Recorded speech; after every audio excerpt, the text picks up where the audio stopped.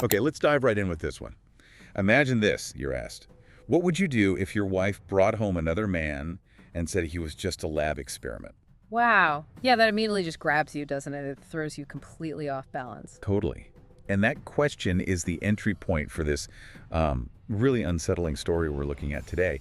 It forces you to think about trust, relationships, technology, all of it. It's a wild premise, right? Yeah. But the way it unfolds feels disturbingly personal, exploring betrayal with this, futuristic tech twist. It shakes up the idea of a normal life. Exactly. So the story revolves around Ryan Blake. He's a forensic accountant in Denver. Yeah. Seems like a regular guy, living a pretty standard life with his wife, Vicky. Numbers, evidence, predictable. Right, the kind of stable foundation most people expect. He works hard, expects to come home and relax. Yeah, which is what makes this particular Friday evening so jarring. He's had a tough week, really looking forward to just, unwinding, peace and quiet.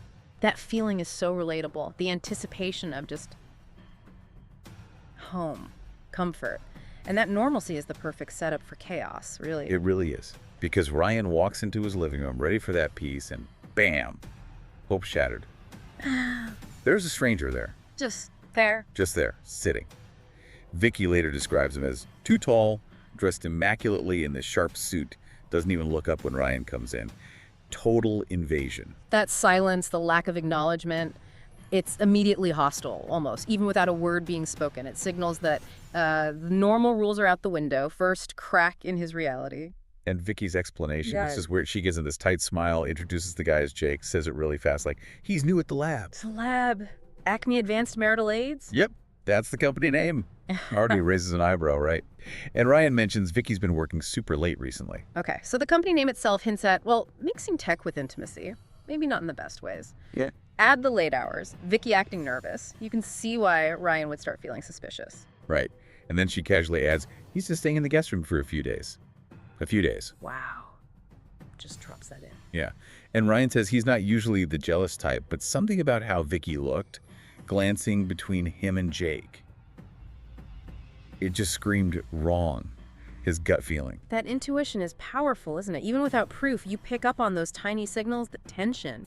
His instincts are telling him the dynamic is completely off. So that's Act 1 for Ryan. This creeping dread. He uses this line, you ever walk into your house and feel like you've stepped into someone else's life? Like he's suddenly the outsider. Oof. That feeling of being replaced in your own home, it's deeply unsettling. It's a psychological violation even before he knows the full truth. And the details just keep getting weirder. Jake is always perfectly Joe, like unnervingly so. Yeah. Says nothing unless you talk to him first. Ryan's trying to act normal. He's outside mowing the lawn. While Vicky takes Jake grocery shopping. Exactly. And when they get back, Ryan notices Vicky seems different. He says she was flushed, eyes glassy, like something significant happened on that shopping trip. Yeah, those little observations build the unease. Her altered state after just getting groceries, it suggests way more than just buying milk and bread. And Jake's perfection, his silence. It feels artificial, programmed almost. Totally. Ryan even notes how Jake moves, walked like a soldier, arms stiff at his sides, carrying bags like they weighed nothing. It sounds robotic, doesn't it? Absolutely. Not natural human movement. Then dinner. Oh, the dinner sounds excruciating. Total silence, except for Vicky constantly darting these glances at Jake. Yeah. And Jake just staring blankly. That dinner scene, it's like a symbol of how broken everything is. No conversation, just this thick, awkward tension. It highlights Jake's disruptive presence so clearly. And Vicky's explanation for all this, just for the weekend, just a field test. A field test, like he's a toaster oven. Right, as if that makes it okay. Ryan obviously is just stunned, disbelieving. That phrase, just a field test, it's so casual, it's chilling. It shows this huge disconnect. She sees their life, their home, as like a lab, and Ryan's caught in the middle. Which brings us pretty quickly to Act 2, the horrifying discovery. The tension just snaps. Ryan's outside, turns off the lawnmower. Silence. He realizes he hasn't heard Vicky for over an hour. Oh no! That sudden silence after the engine noise makes the anxiety worse. Yeah. He goes inside, and then he hears it. Upstairs, moaning. That's not pain. No. He says, and this is brutal, the kind of sound I hadn't heard from her in years, implying this intimacy. It's been missing between them. Wow. That specific sound linked to intimacy he feels they've lost. It's got to be a mix of dread and just awful suspicion. Betrayal knocking at the door. He bursts into the guest room and finds them. Vicky, Jake, naked in bed. Oh, God. He doesn't get graphic, but his description is devastating. He says it wasn't just sex, it was mechanical, powerful, like watching a machine do what it was built for. Mechanical. That description just strips everything human away. It's not love, not even lust. It highlights Jake's artificiality and raises really disturbing questions about Vicky. What does she want? It's dehumanizing. Ryan reacts instantly, pure instinct. Pulls Jake off her, throws a punch. Yeah. And this is where it goes from horrifying betrayal to just pure sci-fi nightmare. Hitting Jake isn't like hitting a person, it's like punching a brick wall. Whoa. Then, in the struggle, Jake's skin rips. Ricks. And underneath, metal, titanium, wires, no blood, just mechanics. Oh my God, so it's real. He's actually a machine. The artificiality isn't just a feeling, it's literal. Exactly. Ryan just stares, completely stunned, asks the only thing you could ask, what the hell is he? And Vicky, what does she say to that?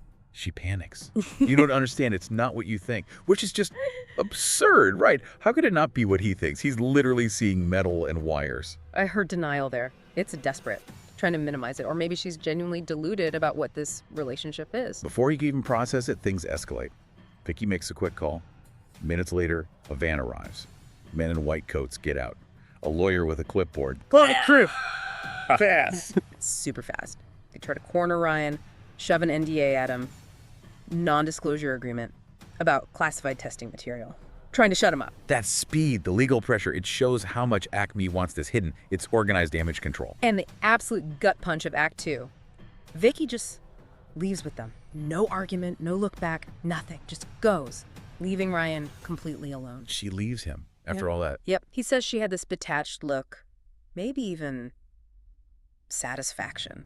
It just leaves him empty. Trust, sanity, everything feels gone. Her choosing to go with him, it shows where her loyalty lies, doesn't it? It's with Jake, with Acme, not with Ryan. That solidifies the betrayal, leaves him totally isolated. So Act 3 is the aftermath, the cold light of day, almost. Vicky comes back late that night. Ryan's in his office, just sitting there with a beer. She tries to explain. How do you even start explaining that? Her approach is chillingly clinical. He's not a person, Ryan. He's just code. Just metal and programming. Like, that excuses anything. Reducing Jake to parts. It's a way to avoid the emotional reality, isn't it? To sidestep the betrayal. But it completely misses the point of trust and intimacy in their marriage. And Ryan cuts right through it. He asks the raw question. Then why did you let him in our bed? Yeah, that's the core of it. And Vicky? She doesn't really have an answer. She gives justifications. Pheromones. Programming. Jake stimulated her response centers. That's all so scientific. Cold. Divorced from any real human feeling or morality. Those excuses are deeply unsettling. It's like she sees herself, her desires, as just inputs and outputs controlled by tech. Takes away her own responsibility for intimacy. It's a really bleak way to view connection. Ryan asks this simple, heartbreaking question. Was it worth it? Silence.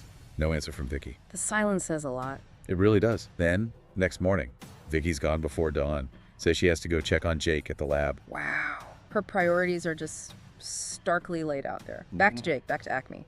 Ryan's feelings seem completely secondary. It's devastating. Ryan finally feels he has to do something. He calls his lawyer friend, Mike. And this is where the scope widens. It gets potentially even darker. Oh, so? Mike tells him he's been hearing things about Acme. Weird stuff. Strange things, he says, like marriages falling apart, men being framed for crimes they didn't commit, women disappearing, AI companions that became obsessive. Okay, so Ryan's nightmare might just be one piece of a much bigger, more sinister puzzle. Acme's tech could be causing widespread harm. Yeah, Mike says flat out there were others, and that Acme was hiding something big. Then he asks Ryan this incredibly loaded question. What's that? Would your wife be willing to help us bring them down? Oof, talk about irony. Asking if the woman who betrayed him with the company's product would help expose them. Exactly. It puts Ryan in an impossible position, doesn't it?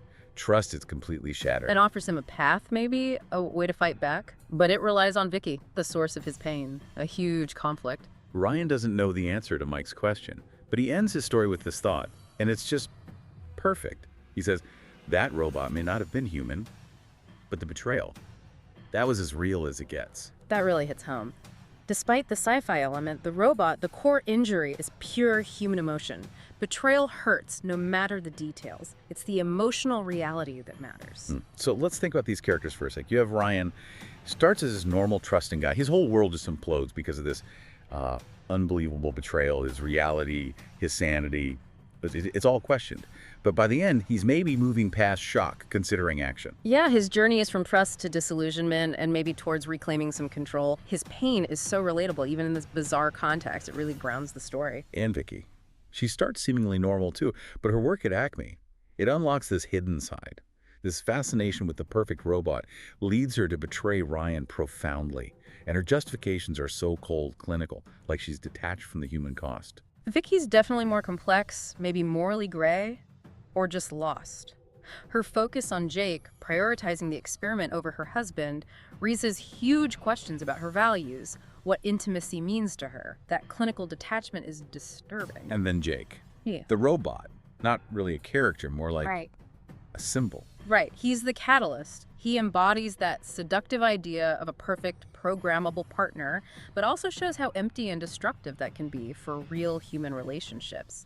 He's the symbol of tech invading intimacy in a dangerous way. Exactly. He represents that hollow promise of artificial perfection that can just wreck genuine connection. Yeah. Okay, so this story obviously leaves us with a lot to chew on. We wanted to pose 3 questions for you, the listener, to think about. First one, what does this story make you think about the potential dangers of technology getting too deep into our most personal, intimate connections? Second, thinking about Vicky's choices and the mere existence of a robot like Jake, who's more to blame for the betrayal here? Is it all on Vicky, or does creating and introducing something like Jake into a marriage carry its own inherent destructiveness? And finally, number 3, if you were somehow put in Ryan's shoes, faced with this unimaginable situation, what would you do next? What action would you take? These are definitely complex questions, no easy answers. Really worth considering the implications, maybe even talking about them. Absolutely. If this story moved you or made you think, don't forget to like and subscribe on YouTube.